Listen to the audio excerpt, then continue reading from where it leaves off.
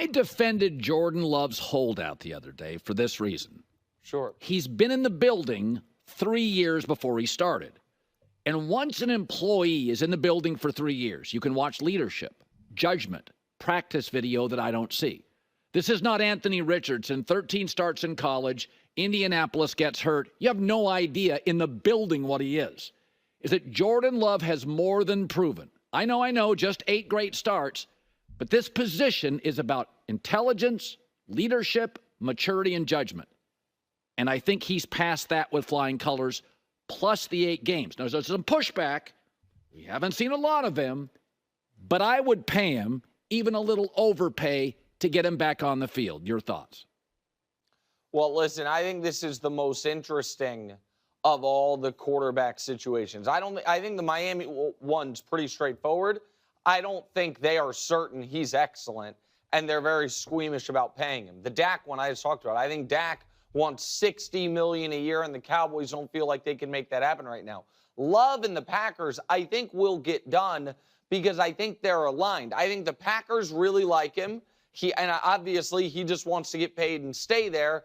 I think that the fly in the ointment for this deal actually is the deal my guy Trevor Lawrence got. When Joe Burrow was at $55 million or $54 million a year, it's easy for the Packers to say to Jordan Love, listen, you're not Joe Burrow. Look at his resume. But when Trevor Lawrence gets 5 years, $275, Jordan Love's people can be like, oh, Trevor Lawrence, you mean the guy with 1 playoff win and 1 excellent start to finish season? Well, that's the same thing my guy has. And so I understand your point, and it's not so much that I don't believe in Jordan Love as much as it is I understand the Packers' anxiety about this, because this would be the smallest sample size we've ever seen for a quarterback to get top of market money. And I think that's what's going to happen. I do think eventually they're going to pay him. And by the way, I don't blame Jordan at all for, not practicing until he gets paid. I think that's something that Tua should have been considering, because it's the only leverage you have. But I am more confident, I guess I would say, in C.J. Stroud being this level of quarterback than Jordan Love. I think Jordan Love might be, but I don't have enough yet to know it. But it doesn't really matter. The Packers are going to have to pay it on the hope that he is. So this is pretty funny, because I posted a video before I even saw this clip about Jordan Love. You can see by time. And I said the same thing about Trevor Lawrence, that with the Trevor Lawrence deal, that's what then probably made Jordan Love be like, okay, it's time for me to get paid. If you're going to pay Trevor Lawrence all that money, you owe me that money now. I'm not playing a single snap until you give me this money. You're not going to use anything else against me. I've done more than Trevor Lawrence, have reached higher levels, more success, played better in the playoffs. Give it to me. And that also now gives the number. Not only did he get the contract, but then it also gives the number of what, in the ballpark that you're with. Now, I'm definitely on the record saying that I would pay Jordan Love, because I think even if he becomes just a good quarterback and not a great elite quarterback, who I think he's going to be great in elite, I think the money of what they're trying to build, the roster that you have and the level of quarterback that you have right now, even if he doesn't just keep continuing to get better and better, there's no other alternative. You're not going to you're not going to reset the whole quarterback thing, especially with the team that you have right now, because I don't want to say they're a win now, but they're set up to become dynastic if they can put it all together. To me, that's what's at stake right now. Again, I'm not saying that the Packers are a dynasty, of course, but that's what's at stake.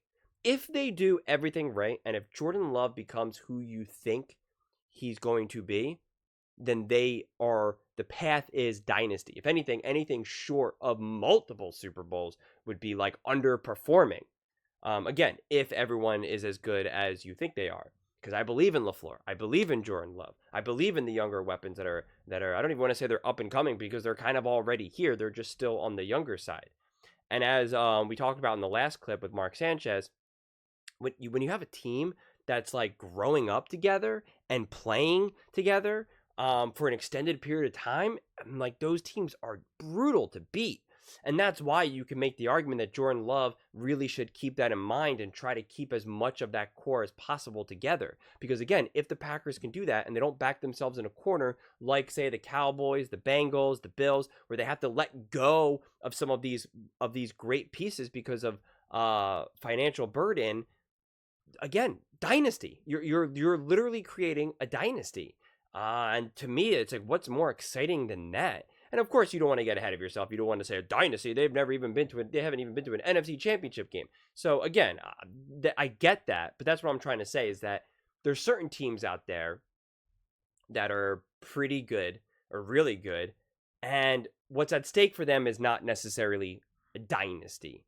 The Bengals, for instance, or the Bills right now, they can definitely make it to the AFC Championship, or even the Ravens make it to the AFC Championship game, obviously, as the Ravens did last season.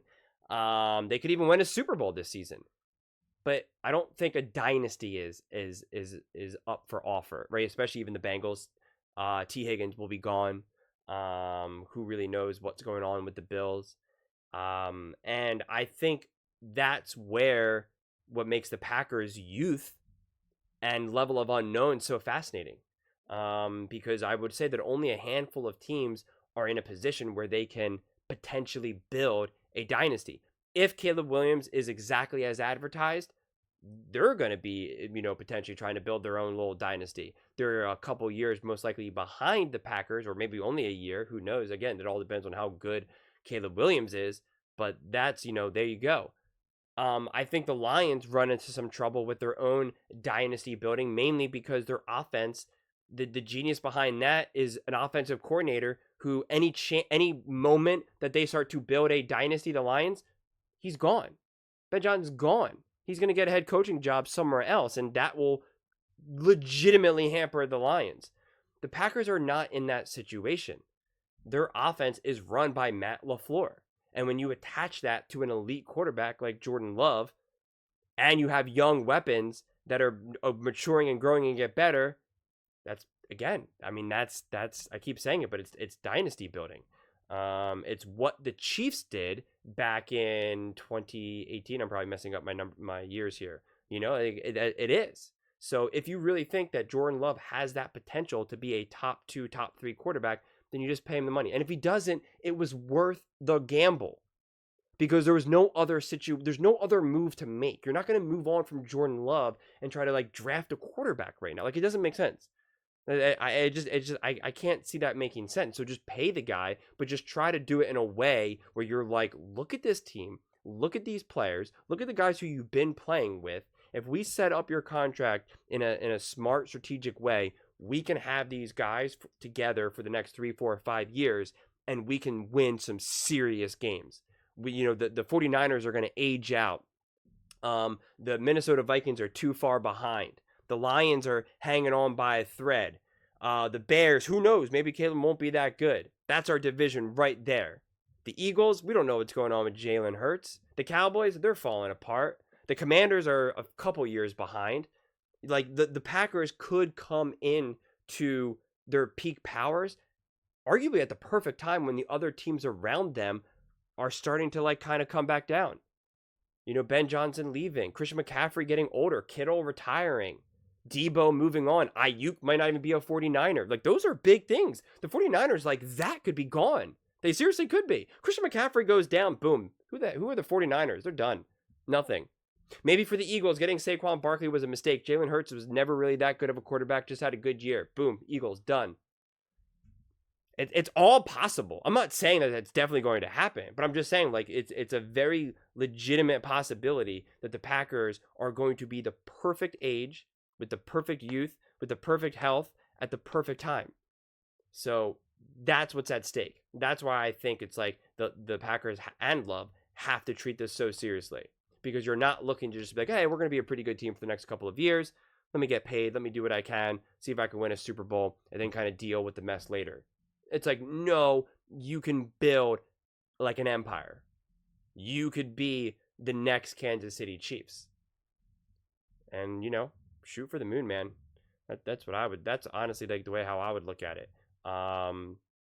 And again, you have the benefit It's such a benefit when you're building something that great and it's most definitely going to be offensively driven, and it's great when your head coach is the offense. He is the offense mind, because again, the moment you start building a dynasty, that head coach is out of there. The moment the Eagles built a great offense, boom, Shane Steichen gone. See ya. The moment the Bills built a great offense, boom, Brian Daboll gone.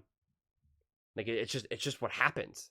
So that is why you get a leg up over the Lions. That's why you get a leg up over the Bears. I can't believe I didn't say that, because you got Eberflus. No matter how good Caleb is, even if Caleb becomes this great elite top level quarterback, and Shane Waldron proves to be an even better coordinator than I'm even giving him credit for, boom, he's gone. And then you got to get a whole nother new coordinator to now develop a relationship with Caleb. That's a major disadvantage. Major disadvantage.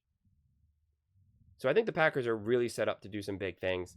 It's just a matter of if they can stick the landing. And of course, like anything, especially in football, if you get lucky with some health and some bounces rolling your way. So it'll be really interesting to see. There's a lot of deals that I'm just kind of like, it'll get done, whatever. This deal, like right with like Trevor Lawrence or even Tua, I really firmly believe in this whole idea that they could potentially, that their path is dynasty. And so I'm really fascinated to see how this deal is structured and how it's done, because I think it's just, it can make or break that completely. Are they only going to be really great for a couple years and then they're going to be forced to give up some key weapons that were a big part of their offense? Or do they get to stick around for the next 4 or 5 plus years and continue to potentially dominate? I'm excited to find out. But those are just my thoughts. I would absolutely love to hear yours. What do you guys all think about Jordan Love? And do you think he'll be paid like an actual top tier quarterback? And do you think he's deserving of that contract? Let me know in the comments below. I read every single comment. So whether you agree with me or disagree with me, either way, let's get in some discussions. Let's get in some fights. But ultimately, let's just have some fun. And please do consider subscribing. We are building an amazing community here, and I would absolutely love to see you part of it. I want to build something that we all genuinely feel connected to, something that we're really excited to be part of. I think we're well on our way to doing it. And please don't forget to give this video a thumbs up, as it really does help with the visibility and the algorithm. Thank you so much, and see you next time.